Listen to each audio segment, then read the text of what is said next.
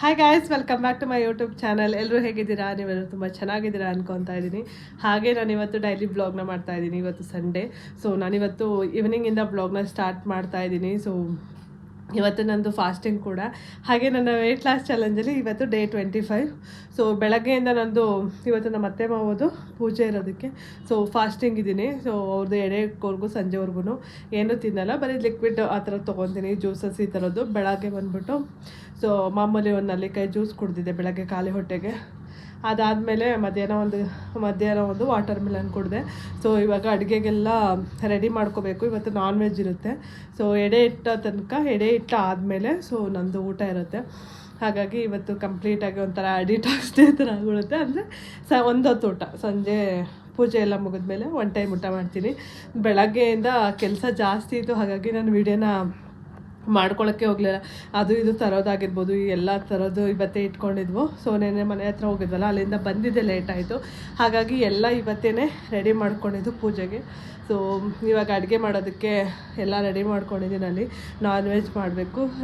ನಾನ್ ವೆಜ್ಜಲ್ಲಿ ಇವತ್ತು ಮಟನ್ ಸಾಂಬಾರು, ಹಾಗೆ ಚಿಕನ್ ಬಿರಿಯಾನಿ, ಚಿಕನ್ ಫ್ರೈ ಮಾಡ್ತಾಯಿದ್ದೀನಿ. ಸೊ ನಾನ್ ವೆಜ್ಜು ಕೂಡ ಎಲ್ಲ ತೊಗೊಬಂದು ಇಟ್ಕೊಂಡಿದ್ದೀನಿ. ಹಾಗೆ ಇವತ್ತು ನನಗೆ ಹೆಲ್ಪ್ ಮಾಡೋದಕ್ಕೆ ಅಂತ ಸೊ ನಮ್ಮ ಅತ್ತಿಗೆ ಕೂಡ ಬಂದಿದ್ದಾರೆ. ಅವರಲ್ಲಿ ಕ್ಯೂಟಿಗೆ ಆಚೆ ಕಡೆ ತಲೆ ವಹಿಸ್ತಾ ಇದ್ದಾರೆ. ಸೊ ಇವಾಗ ನಾನು ಅಡುಗೆ ಸ್ಟಾರ್ಟ್ ಮಾಡ್ಕೋಬೇಕು. ಸೊ ಬೆಳಗ್ಗೆಯಿಂದ ಮನೆ ಇದು ಮಾಡ್ಕೋವ ಕೆಲಸ ಅದು ಇದು ಅಂದ್ಕೊಂಡು ವಿಡಿಯೋನೇ ಸ್ಟಾರ್ಟ್ ಮಾಡೋಕ್ಕೆ ಆಗಿರಲಿಲ್ಲ. ಸೊ ಹಾಗಾಗಿ ಜಸ್ಟು ಸ್ವಲ್ಪ ಕ್ಲಿಪ್ಪಿಂಗ್ ತೊಗೊಂಡಿದ್ದೆ ಅಷ್ಟೇ. ಲಾಂಗ್ ವಿಡಿಯೋ ಏನು ಮಾಡ್ಕೊಂಡಿರಲಿಲ್ಲ, ಯಾಕೆಂದರೆ ಅದೇ ಥರದ್ದು ಎಲ್ಲ ತೋರಿಸೋದೇನೋ ಅಂದ್ಬಿಟ್ಟು ಸೊ ಮಾಡಿರಲಿಲ್ಲ. ಸೊ ಎನಿವೇ ಬನ್ನಿ, ಇವತ್ತಿನ ಬ್ಲಾಗ್ನ ಇವಾಗ ಸ್ಟಾರ್ಟ್ ಮಾಡ್ತಾಯಿದ್ದೀನಿ. ಸೊ ಇವತ್ತಿನ ಬ್ಲಾಗ್ ಇಷ್ಟ ಆದರೆ ಲೈಕ್ ಮಾಡೋದನ್ನ ಮರಿಬೇಡಿ. ಹಾಗೆ ನಿಮ್ಮ ಫ್ರೆಂಡ್ಸ್ ಆ್ಯಂಡ್ ಫ್ಯಾಮಿಲಿ ಜೊತೆ ಕೂಡ ಈ ವಿಡಿಯೋನ ಶೇರ್ ಮಾಡ್ಕೊಳ್ಳಿ. ಬನ್ನಿ ಇವತ್ತಿನ ಬ್ಲಾಗ್ನ ಸ್ಟಾರ್ಟ್ ಮಾಡೋಣ. ಸೊ ಇಲ್ಲಿ ಪೂಜೆಗೆ ಎಲ್ಲ ರೆಡಿ ಮಾಡಿದ್ದಾರೆ. ಕ್ಯೂಟಿನ ಅದಕ್ಕೆ ಇಬ್ಬರು ಸೇರ್ಕೊಂಡು ಪೂಜೆಗೆ ರೆಡಿ ಮಾಡಿದ್ದಾರೆ. ಆದರೆ ಹೂವು ಎಲ್ಲ ಹಾಕಿಲ್ಲ. ಹನಿ ಬಂದುಬಿಟ್ಟು ಮನೆ ಹತ್ರ ಹೋಗಿದ್ದಾರೆ. ಸೊ ಹನಿ ಬಂದಮೇಲೆ ಪೂಜೆ ಮಾಡ್ಕೊಳ್ಳೋದು. ಸೊ ನಾನು ಇವತ್ತು ಪೂಜೆ ಮಾಡೋದು ಕೂಡ ಇಲ್ಲ. ಸೊ ಇವತ್ತೇ ನಂದು ಪೀರಿಯಡ್ಸ್ ಕೂಡ. ಸೊ ನಾನು ಕರೆಕ್ಟಾಗಿ ಆಗ್ತಾನೇ ಇರಲಿಲ್ಲ. ನಮ್ಗೆ ಆಲ್ರೆಡಿ ನಿಮಗೆ ಶೇರ್ ಮಾಡ್ಕೊಂಡಿದ್ದೆ, ನನಗೆ PCO ಈ ಥರ ಹಾರ್ಮೋನ್ ಇನ್ಬ್ಯಾಲೆನ್ಸ್ ಆಗಿ ಸೊ 3 ಮಂತ್ಸ್ಗೆ ಒಂದ್ಸಲ ಈ ಥರ ಆಗ್ತಾಯಿತ್ತು. ನನಗೂ ಗೊತ್ತಿಲ್ಲ, ನೋಡಿದ್ರೆ ಇವತ್ತೇ ಆಗಿದೆ. ಸೊ ಏನೇ ಖುಷಿನೇ, ಏಕೆಂದರೆ ರೆಗ್ಯುಲರ್ ಆಗ್ತಾಯಿದೆ ಅನ್ನೋದೊಂದು ಓಕೆ ಅಂದ್ಬಿಟ್ಟು. ಮತ್ತು ಇದಕ್ಕೆಲ್ಲ ಆ ಥರ ಏನಿರಲ್ಲ. ಹಾಗಾಗಿ ನಾನು ದೇವ್ರ ಮನೆಗೇನು ಹೋಗಿಲ್ಲ. ದೇವ್ರ ಮನೆ ಕಂಪ್ಲೀಟ್ ಕೆಲಸ ಎಲ್ಲ ಕ್ಯೂಟಿ ಮತ್ತು ನಮ್ಮ ಅದಕ್ಕೆ ಅವರೇ ಮಾಡಿಕೊಂಡು ಪೂಜೆಗೂ ಕೂಡ ಅವರೇ ರೆಡಿ ಮಾಡಿದ್ದಾರೆ. ನಾನೇ ಇವತ್ತು ಟೈಲ್ಸು ಫುಲ್ ಕಂಪ್ಲೀಟ್ ಆಗುತ್ತಂತೆ. ಹಾಗಾಗಿ ತುಂಬ ಕೆಲಸದವರು 4-5 ಜನ ಬಂದು ಇವತ್ತೆಲ್ಲ ಕಂಪ್ಲೀಟ್ ಮಾಡಬೇಕು ಅಂತ ಮಾಡ್ತಾಯಿದ್ದಾರೆ ಅಂದ್ಬಿಟ್ಟು ಅಲ್ಲಿ ಹೋಗಿದ್ದಾರೆ. ಸೊ ಹಾಗಾಗಿ ಅವ್ರು ಬಂದಮೇಲೆ ಪೂಜೆಗೆ ರೆಡಿ ಮಾಡಲಿ ಅಂತ ಕಂಪ್ಲೀಟಾಗಿ ಎಲ್ಲ ಅವರೇ ಕ್ಲೀನ್ ಮಾಡಿ ಎಲ್ಲ ರೆಡಿ ಮಾಡಿಬಿಟ್ಟು ಹೋಗಿದ್ದಾರೆ. ನಾನೇ ಬಂದಮೇಲೆ ಪೂಜೆ ಮಾಡೋದು ಅಷ್ಟೇ. ಅಷ್ಟೊತ್ತಿಗೆ ನಾನು ಎಡೆಗೆ ಏನೇನು ಬೇಕು ಅಡುಗೆ ಅದನ್ನೆಲ್ಲ ಮಾಡ್ಕೊತೀನಿ.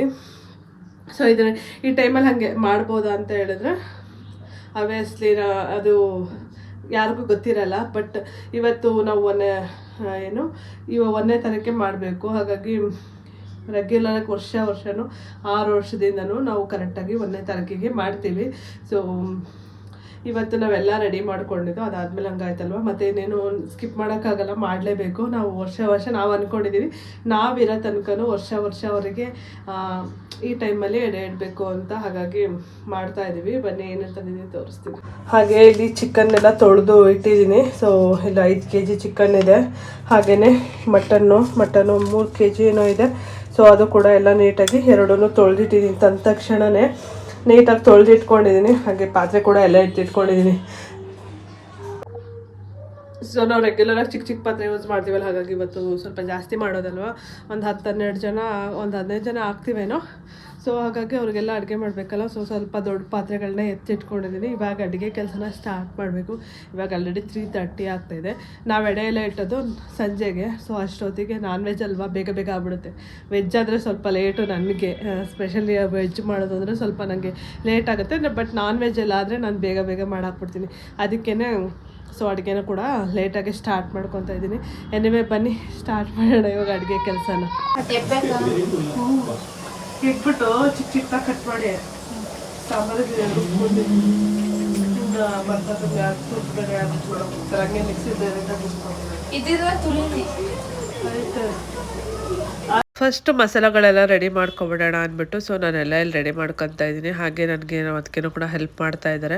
ನನಗೇನಂದರೆ ಅಡುಗೆ ಮಾಡಿ ನಾನ್ ವೆಜ್ ಆದರೆ ಸೊ ರುಬ್ಬೋದು ಸೊ ಹಾಕ್ಕೊಡೋದೆಲ್ಲ ನಾನೇ ಕರೆಕ್ಟಾಗಿ ಹಾಕ್ಕೊಬಿಡ್ಬೇಕು. ನನಗೆ ಅದೊಂದು ಅಳತೆ ಸಿಗುತ್ತೆ ಇಷ್ಟಕ್ಕಿಷ್ಟೇ ಹಾಕಬೇಕು ಅಂದ್ಬಿಟ್ಟು. ಹಾಗಾಗಿ ಅವರು ಮೇನ್ ಈರುಳ್ಳಿ ಎಲ್ಲ ಹಚ್ಕೊಡೋದೇನು ಬೆಳ್ಳುಳ್ಳಿ ಇದನ್ನೆಲ್ಲ ಬಿಡಿಸ್ಕೊಡೋದು ಈ ಥರದ್ದೆಲ್ಲ ಮಾಡ್ತಾಯಿದ್ರು. ಸೊ ನಾನು ಇನ್ನು ಮಸಾಲೆ ಎಲ್ಲ ಒಂದೇ ಸಲ ರುಬ್ಬಿಟ್ಕೊಬಿಡೋಣ. ಸೊ ಪದೇ ಪದೇ ಎಲ್ಲದಕ್ಕೂ ಅಂದರೆ ಒಂದು ಸಲ ಮಸಾಲೆಗಳನ್ನ ಮಾಡ್ಕೊಂಡಿದ್ರೆ ಅಡುಗೆ ಅಂದರೆ ಬೇಗ ಬೇಗ ಆಗೋಗ್ಬಿಡುತ್ತೆ. ಸೊ ಆಲ್ಮೋಸ್ಟ್ ನಾನ್ ವೆಜ್ಗೆ ಅಂದರೆ ಒಂದೇ ಥರ ಮಸಾಲೆ ಇರುತ್ತೆ. ಆದರೆ ಮಟನಿಗೆ ಮಾತ್ರ ನಮ್ಮ ಮನೆ ಮಸಾಲ ಸ್ವಲ್ಪ ಚೇಂಜ್ ಇರುತ್ತೆ. ಚಿಕನ್ಗೆಲ್ಲ ಆಲ್ಮೋಸ್ಟ್ ಅದೇ ಥರನೇ ಇರುತ್ತೆ. ಸೊ ಅಡುಗೆ ಎಲ್ಲ ಅರ್ಧ ಮಾಡಾಯಿತು. ಅದಾದಮೇಲೆ ನಾನು ಒಂದು ಫ್ರೆಶ್ ಕುಡಿಯೋಣ ಅಂದ್ಬಿಟ್ಟು ಸೊ ಇವತ್ತು ಮ್ಯಾಚ್ ಕೂಡ ಇತ್ತು. ಸೊ ನೋಡಿಕೊಂಡು ಒಂದು ಫ್ರೆಶ್ ಕೂಡ ಕುಡ್ದೆ. ಬೋಂಡ ಬಜ್ಜಿ ತಿಂದಾಯ್ತು. ಬೆಳಗ್ಗೆಯಿಂದ ಉಪವಾಸ ಮಾಡಿಬಿಟ್ಟು ಸಂಜೆ ಹೋಗ್ಬಿಟ್ಟು ಸಮೋಸ ತಿಂದವಳೆ. ಏನಾಗಲ್ಲ, ಅದಕ್ಕೆ ಪಪ್ಪ ಹೇಳಿದ್ದು ತಿನ್ನು ಅಂತ. ಆಮೇಲೆ ಅಲ್ಲಿ ಫೋಟೋಗೆ ಹಾಕೋಣ ಬಿಡು, ಅಲ್ಲಿ ಫೋಟೋ ಇಡ್ತೀವಲ್ಲ ಅವಾಗ. ಕ್ಯೂಟಿ ಬೆಳಗ್ಗೆಯಿಂದ ನಮ್ಮ ನಾನು ಉಪವಾಸ ಇರ್ತೀನಿ ಅಂದ್ಬಿಟ್ಟು ಉಪವಾಸ ಇದ್ಲು. ಸೊ ನಾನು ಪ್ರತಿ ಹಬ್ಬಗಳಿಗೆಲ್ಲ ಇರ್ತೀನಲ್ವ, ಹಾಗಾಗಿ ಅಮ್ಮ ನಾನು ಇರ್ತೀನಿ ಸಲ ಅಜ್ಜಿಗೆ ಅಂತ ಹೇಳಿದ್ರು. ಸರಿ ಅಂದ್ಬಿಟ್ಟು ಇರೋ ಅಂತ ಹೇಳಿದೆ. ಆದರೆ ಅವಳಿಗೆ ಸಂಜೆ ಆಗ್ತಿದ್ದಾಗೆ ಹೊಟ್ಟೆ ಹಸಿವು ಪಾಪ ಜಾಸ್ತಿ ಆಯಿತು. ಹಾಗಾಗಿ ಅವಳು ಹೋಗಿ ಸಮೋಸ ಏನೋ ತೊಗೊಬಂದು ತಿಂದರು.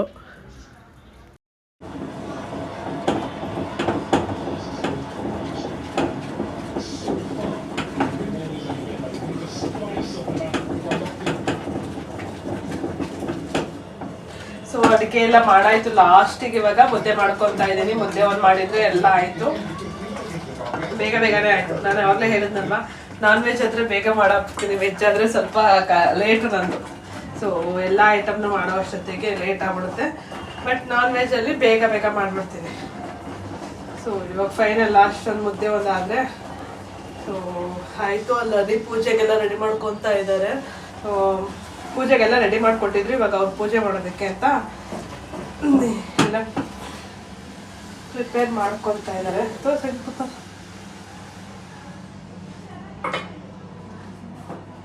ಎಡೆ ಇಡೋಕ್ಕಿಂತ ಮುಂಚೆನೇ ದೇವ್ರ ಮನೆ ಪೂಜೆ ಮಾಡ್ಕೊಳ್ಳೋಣ ಅಂದ್ಬಿಟ್ಟು ಸೊ ಎಲ್ಲ ರೆಡಿ ಮಾಡಿಕೊಟ್ಟಿದ್ರಲ್ಲ, ಇವಾಗ ಪೂಜೆ ಕೂಡ ಮಾಡ್ಕೊತಾ ಇದ್ದಾರೆ. ಸೊ ಆಮೇಲೆ ನಾನ್ ವೆಜ್ ಎಲ್ಲ ಅವ್ರು ಇದು ಮಾಡ್ತಾರಲ್ವ, ಒಳಗಡೆ ಎಲ್ಲ ದೇವ್ರ ಮನೇಲಿ ಪೂಜೆ ಮಾಡೋಕ್ಕಾಗಲ್ಲ. ಅದಕ್ಕೆ ಫಸ್ಟಿಗೆ ದೇವ್ರ ಮನೆ ಪೂಜೆ ಮಾಡಿಕೊಂಡು ಆಮೇಲೆ ಎಡೆಗಿಡೋದು. ಸೊ ಆಲ್ಮೋಸ್ಟ್ ಆ ಎಡೆಗೂ ಕೂಡ ಎಲ್ಲ ರೆಡಿ ಆಗಿತ್ತು. ಇವತ್ತು ಬೇಗನೆ ಆಗೋಯ್ತು. ಒಂದು 7 o'clock ಅಷ್ಟೊತ್ತಿಗೆ ಅಡುಗೆ ಕೂಡ ಎಲ್ಲ ರೆಡಿ ಆಗಿತ್ತು. ಹಾಗೆಯೇ ಫೋಟೋಗೂ ಎಲ್ಲ ಹೂವು ಹಾಕಿ ಎಲ್ಲ ಇದು ಮಾಡಿದ್ರು. ಪರವಾಗಿಲ್ಲ, 20 days ಚಾಲೆಂಜ್ ವರ್ಕೌಟ್ ಆಗಿದೆ. ಒಂಚೂರು ಸಣ್ಣ ಕಾಣಿಸ್ತದೆ ಇವತ್ತು. ಹಾಗಾಗಿ ಇವಾಗ ಅಡುಗೆ ಎಲ್ಲ ಮುಗೀತು. ಸೊ ಎಡೆ ಇಡೋದಕ್ಕೆ ಫ್ರೂಟ್ಸ್ಗಳೆಲ್ಲ ಕಟ್ ಮಾಡ್ಕೊತಾ ಇದ್ದೀನಿ. ಸೊ ಅದೇ ಎಲ್ಲ ವೆಯ್ಟ್ ಮಾಡ್ತಾ ಇದ್ದಾರೆ ನನಗೋಸ್ಕರ. ಸೊ ಅದಕ್ಕೇನೆ ಇವಾಗ ಪಟ ಅಂತ ಅವ್ರಿಗೆ ರೆಡಿ ಮಾಡಿಕೊಟ್ರೆ ಅವರು ಎಡೆ ಎಲ್ಲ ಇಡ್ತಾರೆ. ಫಸ್ಟ್ ಟೈಮ್ ನಮ್ಮ ಮನೆ ಎಡೆ ಇಡ್ತಾ ಇರೋದಲ್ಲೇ. ಹಾಂ, ಸೊ ನಾನೇ ಈ ಸಲ ಯಾವಾಗಲೂ ಇಡ್ತಾ ಇದ್ದೆ, ಈ ಸಲ ನಮ್ಮ ಮನೆ ಇಡ್ತಾ ಇದ್ದಾರೆ. ಅವ್ರು ಇಡ್ಬೇಕಾದ್ರೆ ಹೆಂಗೆ ಅಂದರೆ ಕಂಪ್ಲೀಟಾಗಿ ಎಲ್ಲ ತಗೊಂಡು ಅವ್ರ ಮುಂದೆ ಇಡಬೇಕು, ಇಲ್ಲಾಂದರೆ ಎಲ್ಲ ಮರ್ತೋಗ್ಬಿಡ್ತಾರೆ. ನಾವು ಇಡ್ಬೇಕಾದ್ರೆ ಎಲ್ಲ ನಾವೇ ಎತ್ಕೋಬೇಕು. ಆವಾಗ ನಾವು ನೆನಪಿಸ್ತಿರಲ್ಲ. ಓ, ಯಾವ್ದನ್ನ ನೆನಪಿಸೋದು? ಯಾವುದನ್ನ ಅಂದರೆ ಮರ್ತೋಗಿರೋದಿಲ್ಲ. ಇವತ್ತು ನಮ್ಮ ಮನೆ ಕಂಪ್ಲೀಟಾಗಿ ದೇವ್ರ ಮನೆ ಪೂಜೆ ಮಾಡಿರೋದನ್ನು ಅವಾಗ ಮಾಡ್ತಾ ಇದ್ರು, ಮದುವೆಗಿಂತ ಮುಂಚೆ ಎಲ್ಲ. ಅದಾದ್ಮೇಲೆ ಮದುವೆ ಆದ್ಮೇಲೆ ಪೂಜೆ ಗೀಜೆ ಇವೆಲ್ಲ ನೀನು ಮಾಡ್ಕೊ ನಾನು ಮಾಡಲ್ಲ ಅನ್ನೋದು ಇವತ್ತೆಲ್ಲ ಅವರೇ ಮಾಡಿದ್ದಾರೆ. ಸೊ ಇವಾಗ ಫ್ರೂಟ್ಸ್ ಎಲ್ಲ ಇಡೋದಕ್ಕೆ ಎಲ್ಲ ಕಟ್ ಮಾಡ್ಕೊಂಡು ಆಯಿತು. ನಮ್ಮ ಅಮ್ಮಗೆ ಇದು ಅಂದರೆ ಇಷ್ಟ, ಚೇಪೆಕಾಯಿ ಅಂದರೆ ಇಷ್ಟ ಅವರಿಗೆ. ಚೇಪೆಕಾಯಿ ತಂದರೆ ಉಪ್ಪು ಖಾರ ಹಾಕ್ಕೊಂಡು ತಿನ್ನೋರು, ಕೋಲ್ಡ್ ಆಗುತ್ತೆ ಅಂತ. ಹಾಗಾಗಿ ಅದನ್ನು ಕೂಡ ತೊಗೊಬಂದಿದ್ದೀನಿ. ಅವ್ರಿಗೇನೇನು ಇಷ್ಟ ಆ ಹಣ್ಣುಗಳೆಲ್ಲ ಇಡ್ತೀವಿ. ಸೊ ಬನ್ನಿ ಏನೇನು ಅಡುಗೆ ಮಾಡಿದ್ದೀನಿ ಅಂತ ತೋರಿಸ್ತೀನಿ. ಮೇಯ್ನ್ ಇಲ್ಲಿ ಮುದ್ದೆ ರೆಡಿ ಆಗಿದೆ. ಅದಾದಮೇಲೆ ಇದು ಎಡೆಗೆ ಅಂತ ಚಿಕ್ಕ ಮುದ್ದೆ ಮಾಡಿ ಇಟ್ಕೊಂಡಿದ್ದೀನಿ. ಸೊ ಇಲ್ಲಿ ಮಟನ್ ಸಾಂಬಾರು ರೆಡಿ, ಇದು ಚಿಕನ್ ಸಾಂಬಾರು, ಇದು ಚಿಕನ್ ಸಾಂಬಾರು ರೆಡಿ ಆಗಿದೆ. ಸೊ ಹಾಗೇನೆ ಇಲ್ಲಿ ಚಿಕನ್ ಬಿರಿಯಾನಿ. ಸೊ ಇದು ಬಂದ್ಬಿಟ್ಟು ನಾಟಿ ಸ್ಟೈಲ್ ಚಿಕನ್ ಬಿರಿಯಾನಿನ ಮಾಡಿದ್ದೀನಿ ನಾನಿವತ್ತು. ಸೊ ಫುಲ್ಲು ಫ್ಲೇವರ್ಫುಲ್ ಆಗಿರುತ್ತಲ್ಲ. ಅದ್ರ ಜೊತೆಗೆ ಇಲ್ಲಿ ಮಟನ್ ಸಾಂಬಾರ್, ಅದ್ರ ಜೊತೆ ಇಲ್ಲಿ ವೈಟ್ ರೈಸು. ಸೊ ಇಲ್ಲಿ ಸೌತೆಕಾಯಿ ಈರುಳ್ಳಿ ಹಾಗೆಯೇ ನಿಂಬೆಹಣ್ಣನ್ನು ಕಟ್ ಮಾಡಿ ಇಟ್ಟಿದ್ದೀನಿ. ಸೊ ಹನಿ ತಂದು ಎಲೆಗಳನ್ನೆಲ್ಲ ಎತ್ತಿಟ್ಟಿದ್ದಾರೆ ಇವಾಗ ಬಡ್ಸೋದಕ್ಕೆ, ಊಟಕ್ಕೆ ಬರ್ತಾರಲ್ಲ ಅವ್ರಿಗೆಲ್ಲ ಬಡ್ಸೋದಕ್ಕೆ. ಸೊ ನಾನು ಕೂಡ ಫ್ರೂಟ್ಸ್ ಎಲ್ಲ ಕಟ್ ಮಾಡ್ಕೊಟ್ಟಿದ್ದೀನಿ. ಸೊ ಇವಾಗ ಅವರು ಎಡೆ ಇಡ್ತಾರೆ, ಬನ್ನಿ ಹೇಗಿರ್ತಾರೆ ಅಂತ ತೋರಿಸ್ತೀನಿ.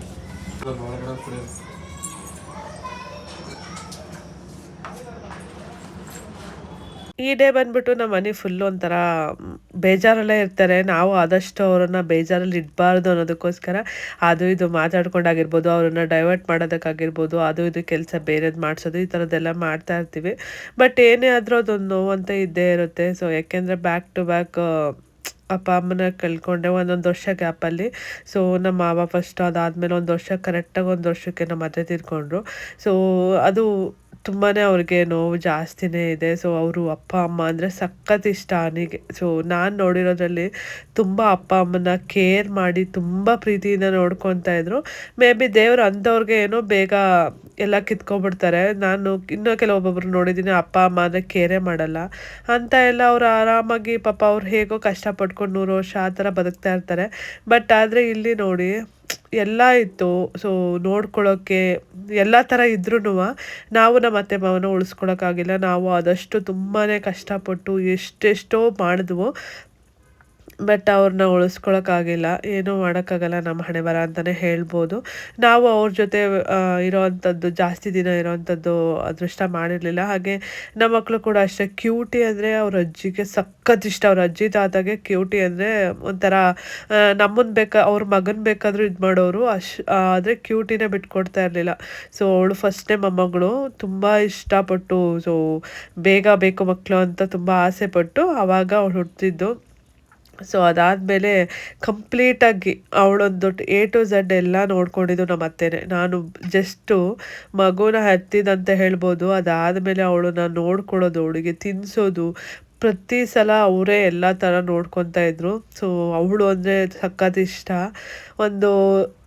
ಅವ್ರು ತೀರ್ಕೊಂಡಾಗ ಒಂದು 5 ಇಯರ್ಸ್ ಅವಳಿಗೆ ಏಜು. ಸೊ ಆ ಚಿಕ್ಕವಳಿದ್ರೂ ಅವ್ರ ಅಜ್ಜಿಗೆ ಅಂದರೆ ಅವಳು ಫುಲ್ಲು ಅವ್ರ ಅಜ್ಜಿ ಸಪೋರ್ಟು ಅವಳು. ಮತ್ತು ಅವ್ರ ಅಜ್ಜಿ ಹುಷಾರಿಲ್ಲದೆ ಇದ್ದಾಗ ಅವ್ರ ಅಜ್ಜಿಗೆ ತಿನ್ಸೋದಾಗಿರ್ಬೋದು, ಏನಾದರೂ ಪಟ ಅಂತ ಆಮೇಲೆ ಅವ್ರ ಅಜ್ಜಿ ಕಾಲೊತ್ಕೊಳ್ಳೋದೊಂಥರ ಅವಳು ಅವಾಗ ಸಖತ್ ಕೇರಿಂಗ್ ಮಾಡ್ತಾಯಿದ್ಲು ಆ ವಯಸ್ಸಲ್ಲೇ ಅವ್ರ ಅಜ್ಜಿಗೆ. ಅವ್ರ ಅಜ್ಜಿನೂ ಅಷ್ಟೇ ಅವಳನ್ನು ತುಂಬ ಇಷ್ಟಪಡ್ತಾಯಿದ್ರು. ಲಾಸ್ಟ್ ಮೂಮೆಂಟ್ವರೆಗೂ ಅವಳನ್ನ ಪಕ್ಕದಲ್ಲೇ ಇಟ್ಕೊಂಡಿದ್ರು, ಅಷ್ಟೊಂದು ಇಷ್ಟ ಅವ್ರಿಗೆ. ಸೊ ನಮ್ಮ ಕ್ಯೂಟಿಗೆ ಇವಾಗ ಅವಳ ಮುಂದೆ ನಾವು ಏನೂ ಮಾತಾಡೋಕ್ಕೆ ಹೋಗಲ್ಲ. ಯಾಕೆಂದರೆ ಅವಳು ಒಂದೊಂದು ಸಲ ನೆನೆಸ್ಕೊಬಿಟ್ರೆ ಫುಲ್ಲು 2-3 ದಿನ ಹತ್ಕೊಂಡು ಫುಲ್ ಅಪ್ಸೆಟ್ ಆಗಿಬಿಡ್ತಾಳೆ. ಅದಕ್ಕೆ ನಾವು ಜಾಸ್ತಿ ಅವಳ ಮುಂದೆ ಎಲ್ಲ ಹೇಳೋಕ್ಕೆ ಹೋಗಲ್ಲ. ಇನ್ನು ಕ್ಯೂಟಿ ಬಾಸು ಇಬ್ಬರು, ರುದ್ದಿ ಬಾಸು ಇಬ್ಬರು ಇಲ್ಲ, ನೋಡೇ ಇಲ್ಲ. ಸೊ ರುದ್ದಿ ಪ್ರೆಗ್ನೆಂಟ್ ಇದ್ದಾಗ ಅವರು ತುಂಬ ಆಸೆ ಪಡ್ತಾಯಿದ್ರು ಸೆಕೆಂಡ್ ಮಗು ಬೇಕು ಅಂತ. ನಾವು ಒಂದೇ ಮಗು ಸಾಕು ಅಂದ್ಕೊಂಡು ನಾವು ಕ್ಯೂಟಿನೇ ಸಾಕು ಅಂತ ಸುಮ್ಮನೆ ಇದ್ವು.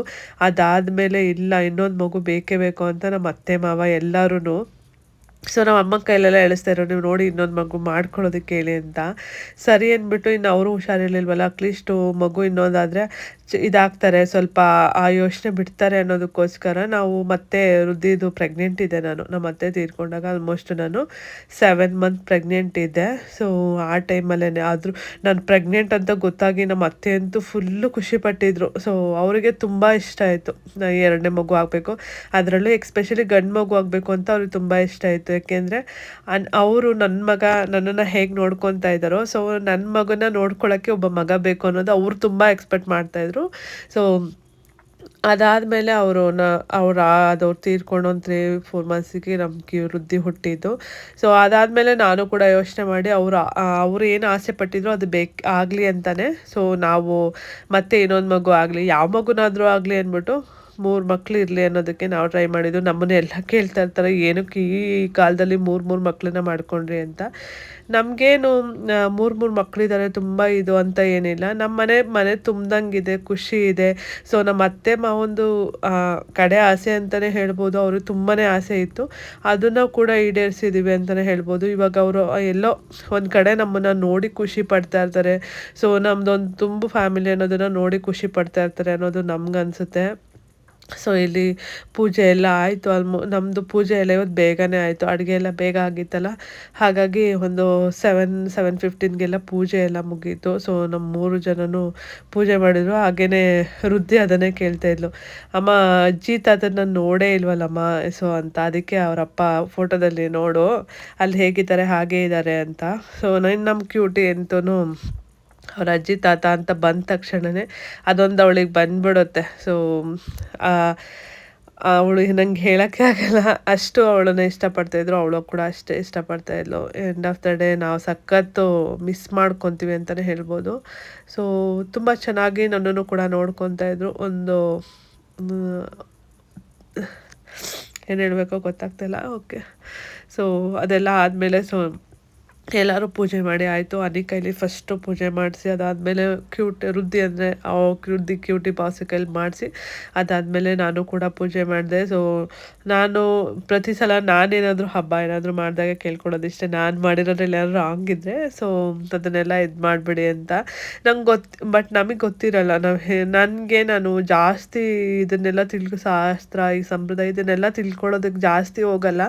ನನಗೆ ಏನು ಮಾಡಬೇಕು ಅನಿಸುತ್ತೋ, ಯಾವ ಥರ ಮಾಡಬೇಕು ಅನಿಸುತ್ತೋ ನಾನು ಅದೇ ಥರನೇ ಮಾಡೋದು. ನಂಗೆ ತುಂಬ ಜನ ಇದನ್ನು ಮಾಡಬಾರ್ದು ಅಂತ ಹೇಳ್ತಾರೆ. ನಮಗೆ ಗೊತ್ತಿಲ್ಲ, ನಾವು ಮಾಡಬೇಕು ಅಂತ ನಾವು ಅವತ್ತಿಂದ ಡಿಸೈಡ್ ಆಗಿದ್ದೀವಿ. ಸೊ ಮಾಡ್ತಾಯಿದ್ದೀವಿ.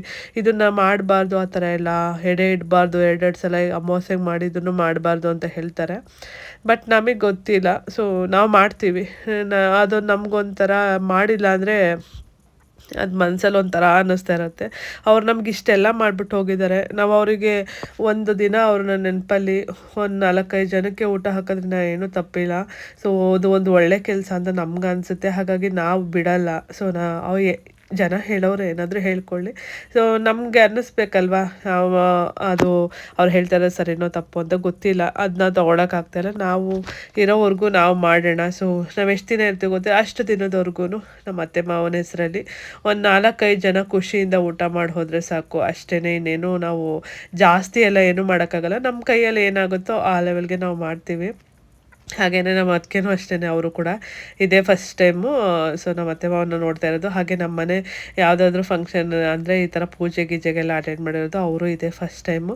ಸೊ ಎಲ್ಲ ಪೂಜೆ ಎಲ್ಲ ಮುಗಿಸಿ ಒಂದು 5 ನಿಮಿಷ ಆದಮೇಲೆ ಸೊ ಒಂದಷ್ಟು ಊಟ ಎಲ್ಲ ಫಸ್ಟೇ ಮಾಡಿಬಿಟ್ಟು ಹೋಗಿದ್ರು. ಇನ್ನು ಅದಾದಮೇಲೆ ನಮ್ಮ ಅತ್ತಿಗೆ ಫ್ಯಾಮಿಲಿ ಅವರು ಕೂಡ ಎಲ್ಲ ಬಂದು ಸೊ ಅವರು ಎಲ್ಲ ಕೂಡ ಊಟ ಮಾಡಿದ್ರು.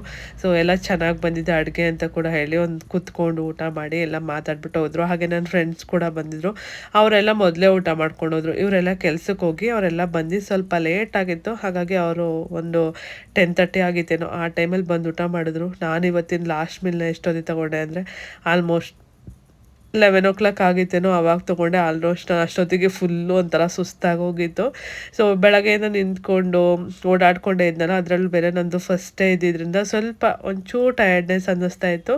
ಸೊ ನಾನೇನಿಲ್ಲ, ಸ್ವಲ್ಪ ಲೇಟ್ ಆಗಿತ್ತಲ್ಲ, ಹಾಗಾಗಿ ಒಂದು ಸ್ವಲ್ಪ ಬಿರಿಯಾನಿ ಅದ್ರ ಜೊತೆಗೆ ಸಲಾಡ್ಸ್ ಕೂಡ ತೊಗೊಂಡಿದ್ದೆ. ಸೊ ನನ್ನ ಪ್ಲೇಟ್ ಕೂಡ ತೋರ್ಸೋಕ್ಕಾಗಿಲ್ಲ. ಇದಾಗಿತ್ತು ಇವತ್ತಿನ ವೀಡಿಯೋ. ಇಷ್ಟ ಆದರೆ ಲೈಕ್ ಮಾಡೋದನ್ನು ಮರಿಬೇಡಿ.